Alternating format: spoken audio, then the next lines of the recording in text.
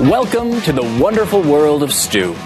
Sometimes you go online and all you want to do is see that latest hilarious kitty video. Am I right? Oh, look at that. Here comes the kitty. Uh-oh, uh-oh. Oh, here you go. Wait, what's that? Oh, a sneeze and the kitty reacted funny.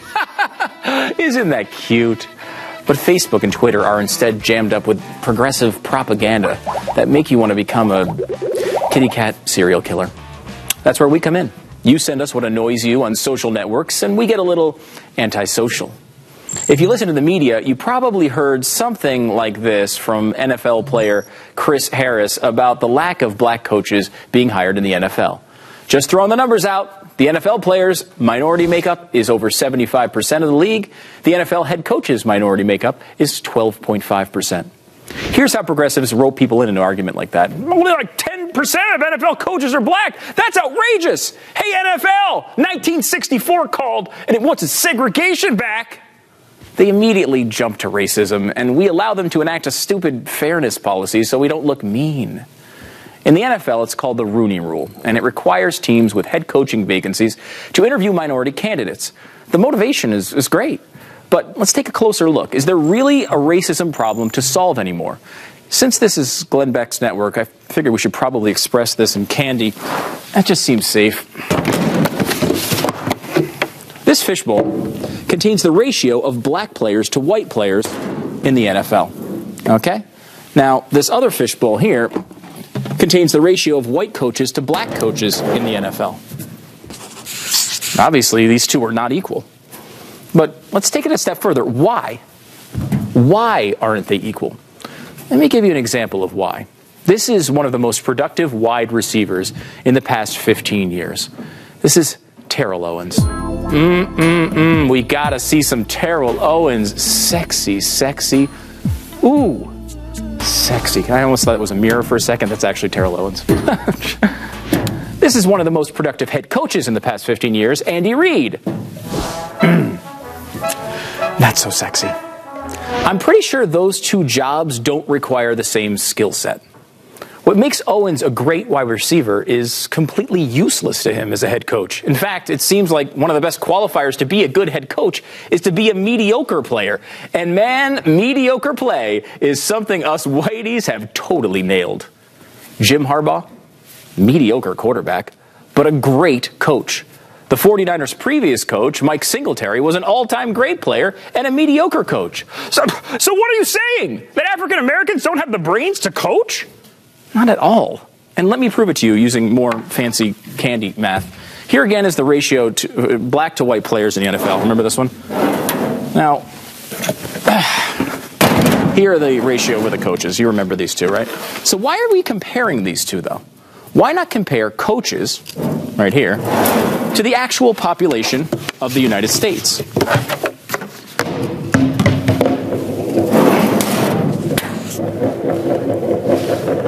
Still just rolling around back there. But do these look any different?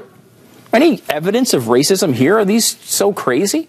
If all races performed exactly the same, since blacks are about 12% of the population, they should have about 12% of the head coaching jobs.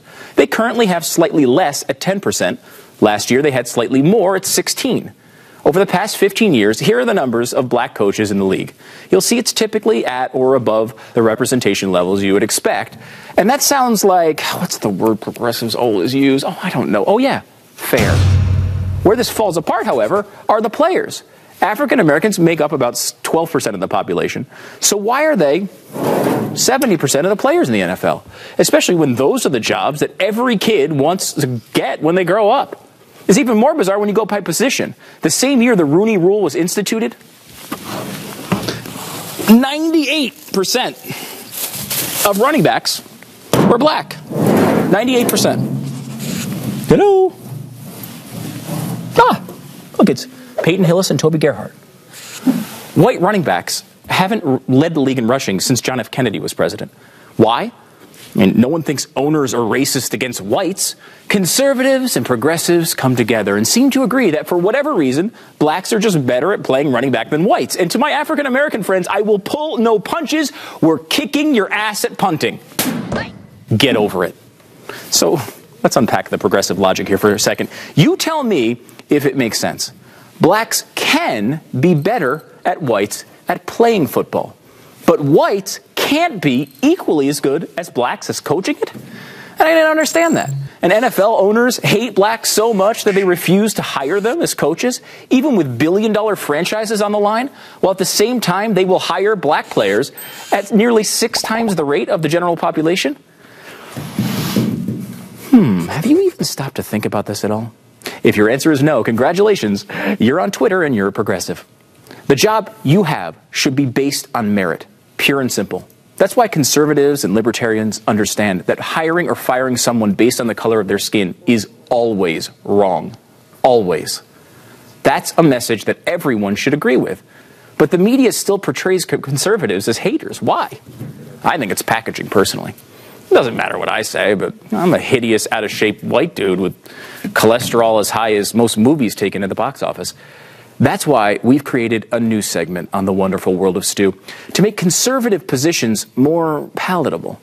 It's our attempt to get people to actually listen to the conservative perspective on things like global warming instead of just calling us Earth haters.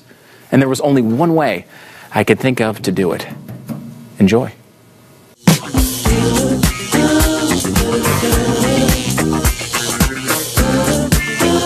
The monologue you are about to see is being performed by an actress. We have absolutely no friggin' idea if she believes even one word of it. But we don't care, because this is science.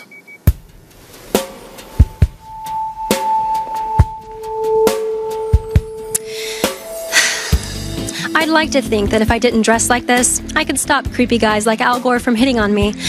But that doesn't mean it's true. Likewise, the fact that so many people want hybrids to be a simple answer to lowering carbon dioxide emissions doesn't mean they are. And if you're going to tell me what I can and cannot drive, you'd better be solving a lot of big problems. Instead, they're creating new ones. The National Highway Traffic Safety Administration ran the numbers on what an increased focus on fuel efficiency would mean for the climate. In a 939-page report, they found that if successful, new regulations would shave 1 part per million from the carbon dioxide in the atmosphere by the year 2100. Wow.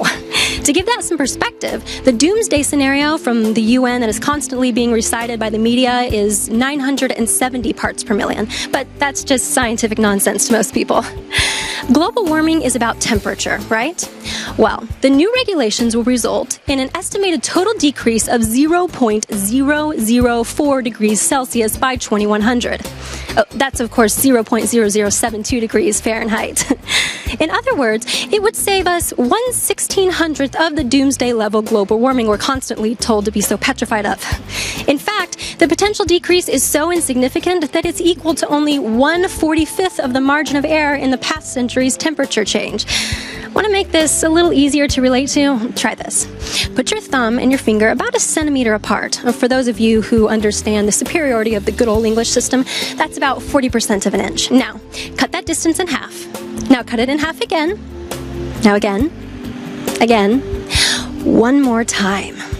The remaining space between your thumb and your finger is about how much the proposed efficiency standards would decrease the allegedly forthcoming sea level rise. The grand total is 0.04 centimeters by the year 2100, which is equivalent to 1/15,240th of the sea level rise Al Gore warned us about in An Inconvenient Truth. The bottom line, the supposed solutions that progressives are offering us don't get any more effective as days go by. And Al Gore doesn't get any less creepy either.